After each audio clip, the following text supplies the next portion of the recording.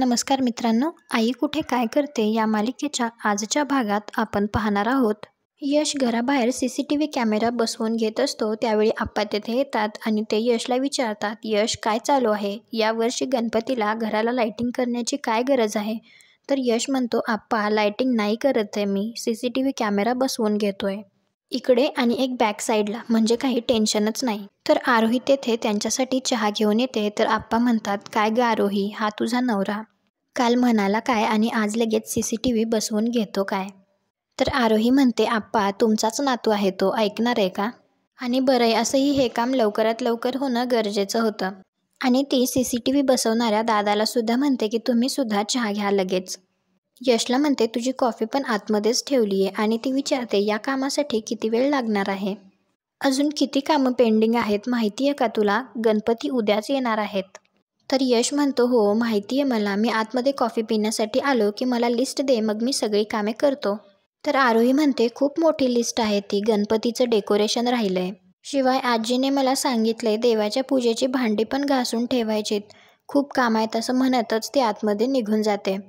तर यश लगेच आप्पांना म्हणतो, ही आरोही आहे ना, सेम आजीसारखी होणार आहे पुढे जाऊन. हे ऐकून आप्पांना खूप हसू येतं आणि ते म्हणतात, तुला एक सांगतो यश, आरोही जर कांचनसारखी झाली ना तर तुझा संसार सुखाचा होणार आहे, सगळं घर एकत्र बांधून ठेवेल आरोही. तर यश म्हणतो, पटकन तथास्तू म्हणा, मला हेच हवंय. तर आप्पासुद्धा CCTV लावणाऱ्याला म्हणतात की तुम्ही सुद्धा चहा गरम आहे तोपर्यंत पिऊन घ्या.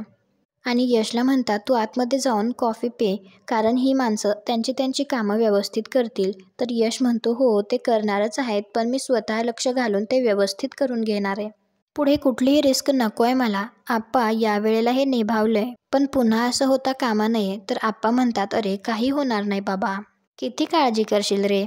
अरे आता या वयामध्ये कसली आली आहे भीती आम्हाला, कधी ना कधी. तर यश लगेच, आप्पा प्लीज असं काही बोलू नका असं म्हणतो. तो म्हणतो की मला त्रास होतो तुम्ही असं काही बोललात तर. तर आप्पा म्हणतात, ठीक आहे नाही बोलणार, चल आता आत चल. दुसरीकडे नितीन अनिशला एक चेक देतो, कारण तो सुलेखाताईंनी त्याला द्यायला सांगितलेला असतो. आणि नितीन अनिशला म्हणतो की ॲल्युमिनीसाठी एवढी रक्कम ईशासाठी ठीक असेल. तर अनिश म्हणतो की ही जरा जास्तच आहे, पण मला कशासाठी दिलाय? तर नितीन म्हणतो, अनिश तुझी परिस्थिती मावशीला बघवत नाही रे, तुला लवकरात लवकर डिवोर्स मिळावं म्हणून मावशीने हा चेक दिलाय. अनिश म्हणत असतो, नितीन अंकल या पैशांवरती माझा काहीही अधिकार नाहीये, हे पैसे चाशूचे आहेत, आजी मला का देतीये?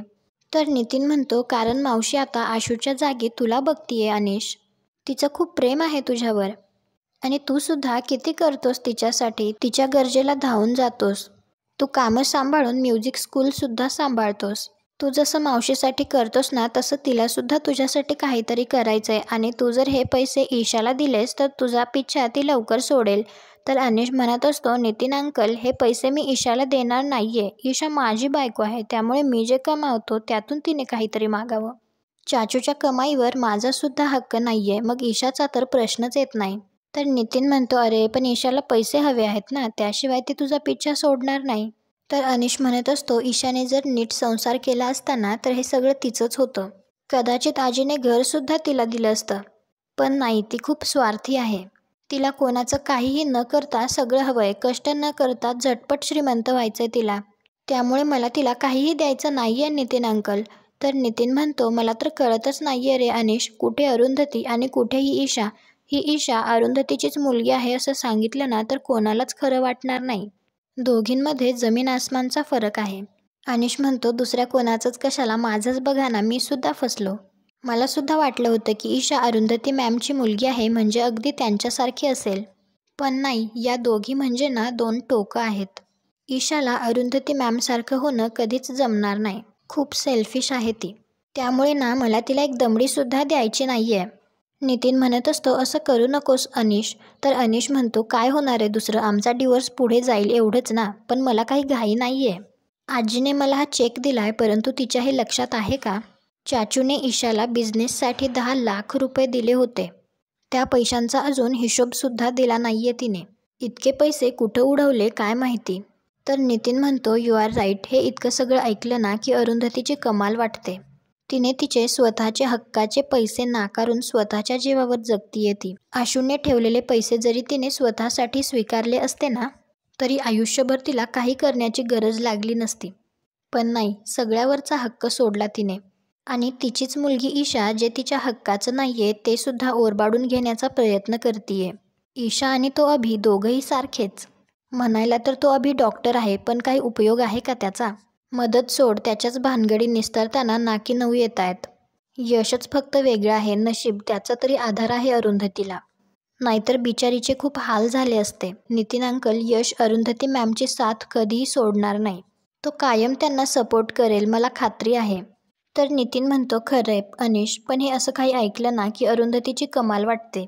तिच्या हक्काचे पैसे नाकारून स्वतःच्या जीवावर जगतीये ती. तर अनिश म्हणतो, बरं मी जरा आजीला भेटून येतो. तर नितीन म्हणतो, हो, तिने तर तिची प्रॅक्टिससुद्धा सुरू केली आहे आता. तर अनिश म्हणतो, हो, आणि आजी मला माझ्या केसमध्ये सुद्धा हेल्प करणार आहे. तर नितीन म्हणतो, अरे वा, हे फायनल झालं का? तर अनिश म्हणतो, हो.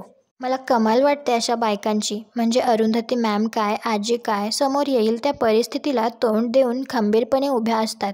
दोघी कधी अडून बसत नाहीत. या वयात सुद्धा इतरांसाठी काही करण्याची उर्मी आहे त्यांच्यात. एवढी ताकद कुठून येत असणार? खरंच हॅट्स ऑफ आहे अशा बायकांना. समृद्धीमध्ये कांचन अनघा आणि आरोहीला सांगत असते की देवाची सगळी भांडे घासून घ्या आणि बाकीची जी काही तयारी करायची आहे ती त्यांना सांगत असते. आणि कांचन त्या दोघींना सांगते की मूळचूनसुद्धा बनवायला घ्या.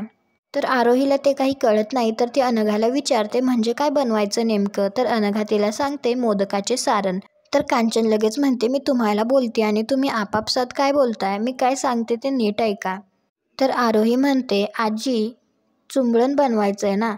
तर अनघा लगेच हसायला लागते आणि ती म्हणते, चुंबळण नाही, मोळचून. त्यानंतर कांचन म्हणत असते, आता आज आपल्याला मोदक करायचे, उद्या गणपती, त्यामुळे हरतालिकेची पूजा आहे आज. तुम्ही दोघींनी उपवास केलाय ना? तर अनघा म्हणते, हो, मी उपवास केलाय, पण आरोहीने नाही केला. म्हणजे मीच तिला म्हणाले की अशा अवस्थेत नको उपवास करायला. तर कांचन म्हणते, अगं मी सुद्धा तिला तेच सांगणार होते. आरोही, यावर्षी तू फक्त पूजा कर. मनापासून केलेलं देवाला सगळं पावतं. तर आरोही म्हणते, हो आजी. तर अनिरुद्ध तेवढ्यात म्हणतो, आई, यावर्षी गणपती मी आणणार आहे. तर आप्पा लगेच म्हणतात, काही गरज नाहीये. यशने आधीच मूर्ती केलेली आहे. खरं तर अरुंधती आधीच मूर्ती करणार होती, पण या सगळ्या राड्यामध्ये तिला जमलं नाही. म्हणून यशने यावर्षी आधीच इको फ्रेंडली गणपतीची मूर्ती बुक करून ठेवली आहे. तर अनिरुद्ध म्हणतो, मग मला सांगायचं ना, मी पण गेलो असतो त्याच्याबरोबर. तर कांचन म्हणते, अरे तुला सांगायला तू घरी असतोस कुठे? जाऊ दे रे, आता पुढच्या वर्षी तू आधीच सांगून टाक. आणि कांचन आप्पांना म्हणते, तुम्ही आरतीची पुस्तकं काढून ठेवलीत ना? तर आप्पा म्हणतात, अगं सगळ्या आरत्या मला पाठ आहेत. पुस्तकं कशाला हवीत? तर कांचन म्हणते, तशी अरुंधतीला सुद्धा पाठ आहेत हो. आणि ती अनघाला विचारते, अरुंधती कधी येणार आहे? ती काही बोलली का? तर अनघा म्हणते, ताई गुळसून बनवायला येणार आहे, मग आम्ही 4:30पर्यंत सगळ्या कामाला सुरुवात करू.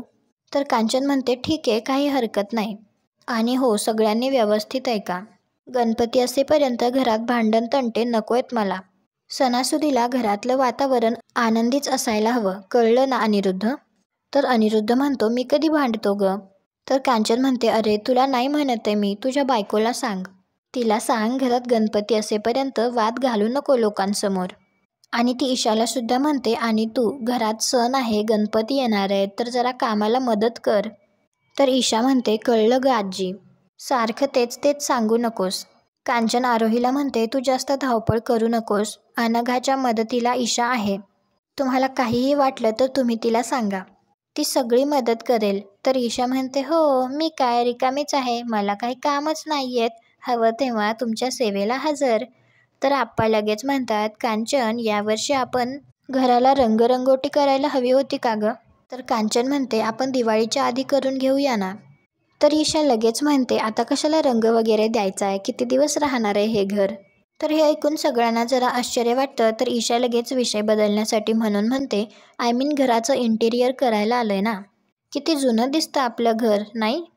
तर अनिरुद्ध ईशाला म्हणतो, ठीक आहे, ते बघू आपण नंतर. आणि तो कांचनला विचारतो, मी बाहेर जातोय, बाहेरून काही आणायचं आहे का? तर कांचन म्हणते, हो, यादी घेऊन जा. तर अनघासुद्धा म्हणते, बाबा, किराणाचं सामान पण आणायचे, मी तुम्हाला मेसेज करते. अनिरुद्ध यादी घेऊन जातो. तर आप्पा कांचनला म्हणतात, यावर्षी आरोही आणि यशला पूजा करू दे. तर कांचन म्हणते, पुढच्या वर्षी आपल्याकडे एक तान्हं बाळ येणार आहे गणपतीला. त्यानंतर यश आप्पांना म्हणत असतो की यावर्षी आपण गणपतीला साधं डेकोरेशन करूया. काय आहे, जानकी आता चालायला लागलीये, तिने जर काही ओढाओढ केली तर मग झालं. तर आप्पा म्हणतात, खरंय तुझं, आपण साधंच करू पण सुटसुटीत करू. तर यश सांगतो, घरच्या गणपतीचं डेकोरेशन झालं की मला कॉलनीतल्या गणपतीचं डेकोरेशन करायला जायचंय. तर आप्पा म्हणतात, अरे वा, म्हणजे यावर्षी कॉलनीत गणपती बसवता वाटतं. तर यश म्हणतो, हो, म्हणजे खूप जण नाही आहेत, परंतु जर नाही बसवला तर आम्हाला चुकल्यासारखं वाटेल आणि प्रथा तरी कशाला मोडायची. म्हणून आम्ही ठरवलं की गणपती बसवायचा. तर आप्पा म्हणतात, वा वा, बसवा बसवा. पण हल्ली काही कार्यक्रम नसतात ना रे.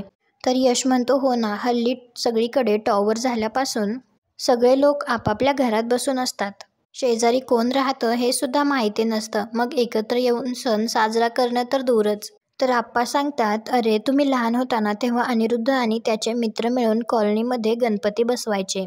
लहानापासून मोठ्यापर्यंत सगळे त्यामध्ये भाग घ्यायचे. घरी कोणीही बसून राहत नव्हतं. आणि वेगवेगळ्या स्पर्धासुद्धा व्हायच्या. विविध गुणदर्शनाचा कार्यक्रम व्हायचा. धमाल यायची नुसती. गणपतीचे 10 दिवस कसे जायचे ते कळायचं सुद्धा नाही. तर यश म्हणतो, खरंय आप्पा, मला आठवतंय ना, सकाळी घरच्या गणपतीची आरती झाली, सगळे गणपती मंडपात जमा व्हायचे. बायका रोज एकीच्या घरी जाऊन प्रसाद बनवायच्या आणि आम्ही मुलं आज प्रसादाला काय असणार आहे यावर पैज लावायचो. काय मजा असायची आप्पा. हे दिवस ना परत यायला हवेत. तर तेवढ्यात अनिरुद्ध सुद्धा तेथे येतो.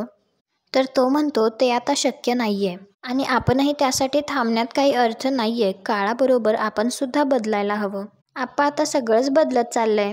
आपल्या कॉलनीतले 4 बंगले सोडले ना, तर सगळ्यांनी आपापले बंगले विकलेले आहेत. कोणी रिडेव्हलपमेंटला दिलंय, तर कोणी बंगले विकून आपल्या मुलांकडे निघून गेलेत. कॉर्नरची जागा आपली आहे, सगळ्यात मोठी जागा आहे ती. तिथे सगळ्यात मोठं टॉवर उभा राहू शकतं. फक्त तुम्ही हो म्हणा. तर आप्पा यशला विचारतात, कॅमेऱ्याचं काम झालं का रे? तर यश म्हणतो, हो आप्पा, झालंय ना, फर्स्ट क्लास काम केलंय त्या लोकांनी. मी कुठेही गेलो ना तरी मला फोनमध्ये सगळं बघता येईल. म्हणजे आपल्या घरावर लक्ष ठेवता येईल. तर आप्पा म्हणतात, काय सांगतोस, आत्ता बघता येईल? तर यश लगेच त्यांना दाखवतो. तर अनिरुद्ध मनात म्हणतो, मुद्दाम विषय टाळताय तुम्ही. मला काही कळत नाही का आप्पा?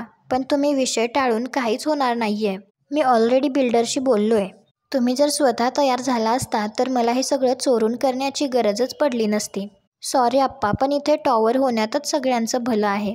त्यानंतर अरुंधती आरोहीला मोदक कसे बनवायचे ते सांगत असते आणि ती म्हणते की 21 पाकळ्या व्हायला हव्यात. तर आरोही म्हणते, अरे बापरे, 21 जमतील का मला? तर अरुंधती म्हणते, हो जमेल तुला हळूहळू, पहिल्यांदा थोडंसं अवघड वाटेल. तेवढ्यात कांचन तिथे येऊन ती विचारते, काय चाललंय तुमचं? तर अरुंधती म्हणते, अहो आई, मी मुलींना 21 पाकळ्यांचे मोदक बनवायला शिकवते. तुम्ही अनिरुद्धसाठी नवस केलाय ना, त्यामुळे खूप मोदक बनवायला लागतील. तर त्या म्हणाल्या, आजच प्रॅक्टिस करू, म्हणजे उद्या गडबड नाही होणार. तर कांचन म्हणते, शाबाश, असा उत्साह हवा. बघू कोणी कसे बनवलेत, बघू मला. आणि कांचन आरोहीने बनवलेला मोदक हातात घेऊन ती बघतच आरोहीला म्हणते, अरे बापरे आरोही, तुला खूप सराव करावा लागेल. नाहीतर हा मोदक आहे असं खाली लिहून ठेवावं लागेल. तर सगळे हसतात. तर आरोही म्हणते, आजी अहो, असं काय, मी प्रयत्न करतीये ना. तर अरुंधती म्हणते, अगं त्या गंमत करतायत. त्यानंतर अनघा तिने बनवलेले मोदक दाखवते. तर कांचन म्हणते, मोदक बनवण्यामध्ये तू तरबेज झालीयस. तर अनघा म्हणते, ही सगळी ताईची कृपा आहे. माझ्या माहेरी पण ना आई आणि काकी मोदक बनवायला अगदी एक्सपर्ट आहेत, त्यामुळे माझी प्रॅक्टिस थोडी झालेली आहे. त्यानंतर यश एक मोदक दाखवत म्हणतो की हा मी बनवला आजी. तर आजी लगेच म्हणते की हां, तुझ्या बायकोपेक्षा तरी तो चांगला बनवलायस, म्हणजे आपण याला मोदक म्हणू शकतो. तर कांचन ईशाला म्हणते की ईशा, अगं ये इकडे, बघ तुला पण जमतायत का मोदक? तर अरुंधती म्हणते, ईशा अगं, मोदक वळायला खूप सोपे असतात, मी शिकवते तुला, ये इकडे. तर ईशा म्हणते, मला नाही बनवायचे ते, सगळे हाताला तेल वगैरे लागतं, मला नाही आवडत, तुम्ही बनवा ना, मी बघते इथून. तर कांचन तिला म्हणते, या ईशाला ना कधी कशाचा उत्साहच नसतो, अगं या मुली बघ कसं करतायत. आणि ती अरुंधतीला म्हणते, तुला आठवतंय ना, आपल्याकडे आधी गणपतीला किती लोक यायचे, 2-3 आठवडे आधीपासूनच तयारी सुरू व्हायची. मग येणाऱ्या लोकांसाठी चिवडा कर, लाडू कर, काय काय सुरू असायचं. तर अरुंधती म्हणते, हो, घर अगदी भरलेलं असायचं. अविनाश, विशाखा सुद्धा असायचे ना त्यावेळेला. रात्र आपण जागून मकर बनवायचो आणि सकाळी उठून थाटामाटात ढोलताशांमध्ये बाप्पाला घेऊन यायचो. तर कांचन सांगते, अगं समृद्धीमधला पहिला गणेशोत्सव, तो सुद्धा मला अगदी छान आठवतो. अनिरुद्धला बरं नव्हतं, त्यामुळे मी गणपती मागवून घेतला आणि त्यानंतर प्रत्येक वर्षी आपण आपल्याकडे गणपती बसवतोय. तर अनघा म्हणते, म्हणजे कित्येक वर्षांपासून आपल्याकडे गणपती बसवतायत ना? तर कांचन म्हणते, हो, तर 4 पिढ्या झाल्या आता. आता पुढची पिढी म्हणजे जानकी आणि यशचं होणारं बाळ. आपण आपल्या घरात सगळे सणवार करतोच ग. आता आमच्यानंतर सुद्धा हे सगळं असंच चालू ठेवा. म्हणजे पुढच्या पिढीला आपल्या चालीरीती कळतात, त्यांच्यावर चांगले संस्कार होतात. तर अरुंधती म्हणते, आणि घरात असे सणवार केले की घरातलं वातावरण प्रसन्न राहतं. 4 माणसं जोडली जातात, छान गप्पा होतात. तर यश म्हणतो, हो आई, तुम्ही दोघी काळजी करू नका. आम्ही तुमचा वारसा असाच पुढे नेऊ. तर कांचन म्हणते, अरे, या घराने 4 पिढ्या बघितल्यात, आता 5वी पिढीसुद्धा याच घरात नांदू दे. तर अरुंधती म्हणते, या घरात आपल्याला कधी काही कमी पडले नाही. भरभरून दिलंय आपल्याला या समृद्धीने. तर कांचन म्हणते, खरंय ग, म्हणूनच आमचा जीव अडकलाय या वास्तूत. तर यश म्हणतो, आजी, फक्त तुमचाच नाही तर आमच्या सगळ्यांचा जीव या वास्तूत गुंतलाय. तेवढ्यातच ईशा उठून येते आणि ती म्हणते, एवढं काय या घरात? जरा नीट डोळे उघडून बघा ना, सगळ्या भिंतींवर भेगा पडल्यात, छप्पर गळतंय. मला तर असं वाटतं आपण जर काही केलं नाही ना तर हे घर आपल्यावर कोसळेल. तर अरुंधती म्हणते, काय बोलतीयस ईशा हे तू? बोलण्याआधी 4 वेळा विचार करत जा. चांगलं मजबूत आहे हे घर, इतक्या सहजासहजी नाही पडायचं. आणि आम्ही आहोत काळजी घ्यायला. तू नको चिंता करूस. तर ईशा म्हणते, तुम्हाला ना काहीच सांगण्यात अर्थ नाहीये, आणि ती तेथून जाते. हे ऐकून कांचनच्या डोळ्यात पाणी येत असतं. तर अरुंधती म्हणते, आई हो, खूप कामं पडली आहेत, उद्यावर गणपती आलेत, चला कामाला लागूया. तर कांचन म्हणते, हो, सगळं करूया. अरुंधती, एखादं गाणं म्हणशील का गं? बऱ्याच दिवसात तुझं गाणं नाही ऐकलं मी, गाशील ना? तर अरुंधती, असावे घर ते आपुले छान, हे गाणं म्हणून दाखवते. आणि आजचा भाग इथेच संपतो. पुढील भागात आपल्याला पाहायला मिळणार आहे, सगळेजण पूजेसाठी बसलेले असतात, त्यावेळी बिल्डर येतो आणि तो अनिरुद्धला म्हणतो, पेपर माझ्या गाडीतच राहिले, ते द्यायला आलो होतो. तर त्यानंतर अनिरुद्ध सगळ्यांची ओळख करून देतो. तर यशचं नाव सांगितल्यावर तो बिल्डर म्हणतो, हा यश आहे का? काही वेळानंतर संजना म्हणत असते, तिला जर अनिशबरोबर नाही राहायचं तर नका राहू देऊ. तर अरुंधती संजनाला म्हणते, चुकीच्या बाबतीत तिला पाठीशी घालू नकोस प्लीज. तर संजना म्हणते, तू डिवोर्स घेतलास तेव्हा तो डिसिजन करेक्ट होता. तर अरुंधती म्हणते, मी तुझ्यामुळे डिवोर्स घेतलाय संजना, आणि तो जर मी घेतला नसता तर तुझं काय झालं असतं त्याचा विचार कर. तुम्हाला हा भाग आवडला असेल तर व्हिडिओला लाईक करा. पुढे काय होईल हे पाहण्यासाठी आपल्या मराठी मालिका चॅनलला सबस्क्राईब करा. भेटू उद्याच्या भागात.